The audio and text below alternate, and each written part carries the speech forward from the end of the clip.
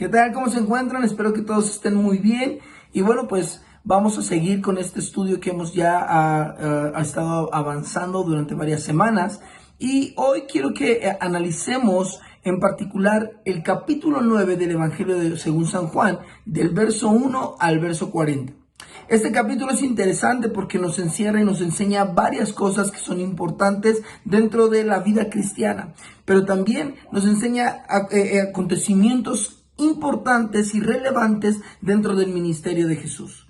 Lo que vamos a ver cuando tú entras a los primeros versos, del verso 1 al verso 5, es el encuentro que los apóstoles y Jesús al caminar, porque recuerda que van a la ciudad por la fiesta, tienen un encuentro con un hombre que había sido, que era ciego de nacimiento. Y entonces ante ese encuentro hay una pregunta que los discípulos hacen, que hay un cuestionamiento que se genera en la mentalidad, en el pensamiento de los discípulos, y esto no se quedan con ese pensamiento, no se quedan con esa duda, no se quedan con la pregunta, sino se la externan a Jesús, diciéndole: Maestro, este hombre que es ciego, ¿quién pecó? ¿Fueron sus padres o fue él?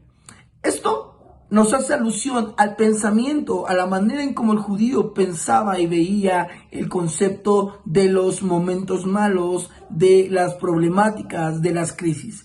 Porque para los judíos, que vinieran enfermedades, que vinieran crisis, que vinieran problemáticas, era significado o era el motivo del pecado que había, o la razón del pecado que había en la persona. Así que para ellos, que este hombre haya nacido ciego significaba que había un pecado escondido posiblemente, o en los padres o en él. Y esa razón de ese pecado había producido que este hombre estuviera ciego. Cuando vemos esa historia, entonces, cuando vemos este acontecimiento, Jesús les responde diciéndoles que no, que ni sus padres ni él habían pecado. Y entonces lo que Jesús hace es cambiar, remover ese pensamiento equivocado y explicar que no es el pecado el que había generado ese mal en ese hombre. La historia de Job nos habla de la misma forma de ver las cosas, ¿verdad? El judío pensando que si obras mal, si haces mal, si vives en pecado, si estás haciendo cosas malas, entonces te van a venir cosas malas. Pero si eres una persona buena y justa, te tienen que venir cosas buenas. Cuando entonces vemos a Job, que siendo un hombre justo, recibe todo un conjunto de tribulaciones y de achaques y de crisis, y entonces pareciera que el pensamiento que en ese momento se había establecido es completamente ajeno a lo que Jesús o a lo que Dios nos está presentando. Así que Jesús trata de aclarar y enseñar que no es así. Un cristiano, una persona que vive en la fe, una persona que sigue a Jesús, puede pasar momentos de crisis, puede atravesar momentos difíciles, y esto no depende de que sea mal cristiano o que sea buen cristiano. Ahora, el pecado puede generar calamidades, es una realidad, pero no todas las calamidades son obra del pecado. Nuevamente lo repito, el pecado puede generar calamidades, puede generar problemas, pero no todos los problemas, no todas las crisis son resultado del pecado. Así que una vez que sucede esto y que trata de aclararse, Jesús lo que hace es sanarle. Toma un poco de tierra, escupe sobre ella, hace lodo, se lo pone y lo manda a que se lave. Lo que vemos entonces es que en este milagro no hay un momento, o hasta este punto, no hay un momento en donde la declaración del ciego o del cieguito en este momento permita que entonces Jesús obre dándole sanidad, sino que es la acción de este hombre al obedecer la palabra de Jesús cuando le dice: ve y enjuágate, que provoca también que el milagro se genere. Hay momentos, hay situaciones en donde no tiene que ver con lo que digas, sino con lo que hagas. Las acciones también mostrarán y determinarán la fe que tenemos. Y cuando vemos a este hombre, vemos que en su acción de obedecer a la voz de Jesús, porque para ese momento él no sabe quién es Jesús, no sabe qué es Jesús porque no lo ve. pero sí escucha la voz de Jesús y obedece a esa voz y camina hacia Él. Ahora, también entendamos que para ese momento, para ese tiempo, en el contexto cultural de ese tiempo, el que se hiciera lodo o el que se utilizara el escupitajo para poner en heridas o poner en forma de remedio para sanar, también era una idea que se tenía. Pero por otro lado, lo que vemos es la obra y el poder de Dios a través del ministerio de Jesús y haciendo recordar lo que se vivió en Génesis cuando Dios mismo toma la tierra y del polvo de la tierra hace al hombre.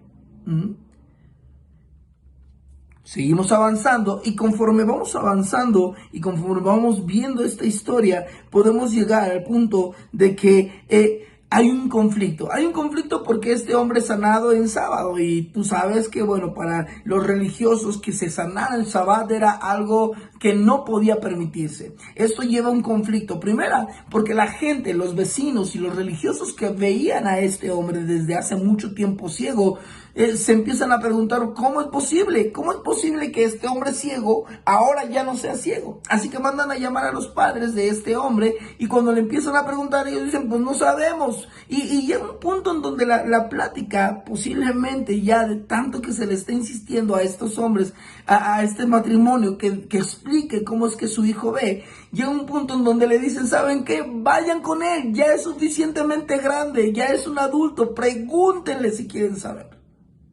Y esta parte final de esta historia, ya en los últimos versos, en verdad es impactante porque encontramos a este hombre que antes era ciego, que ahora ve, teniendo ese encuentro con los hombres religiosos, con los fariseos y todos estos grupos, y entonces comienza él a testificar, comienza a predicar, comienza a evangelizar. Esto me motiva y me deja una gran enseñanza en el punto siguiente.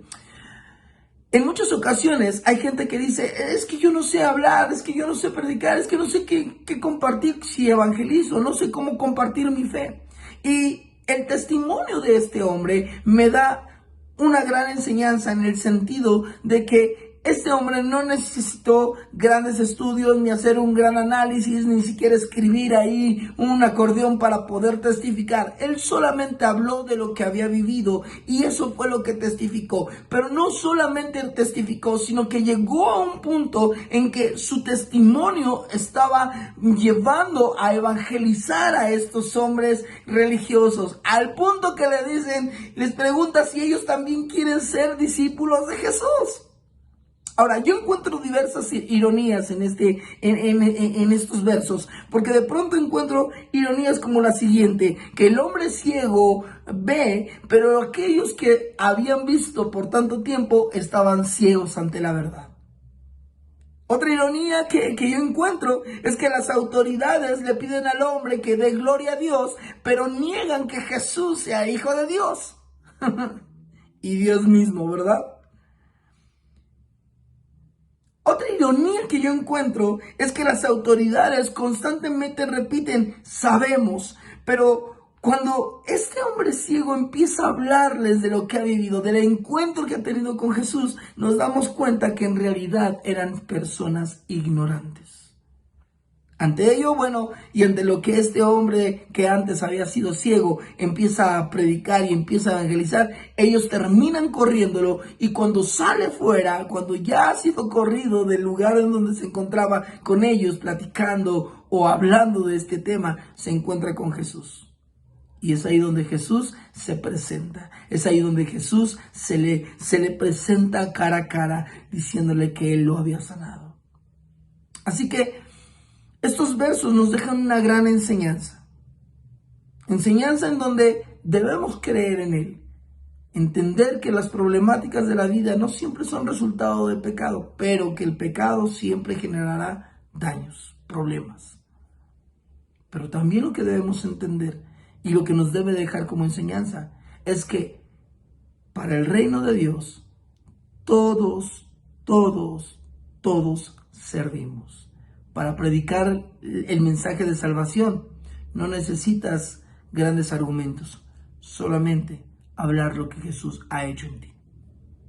Gracias por tu tiempo y estamos viéndonos en otro espacio, en otro momento para seguir analizando.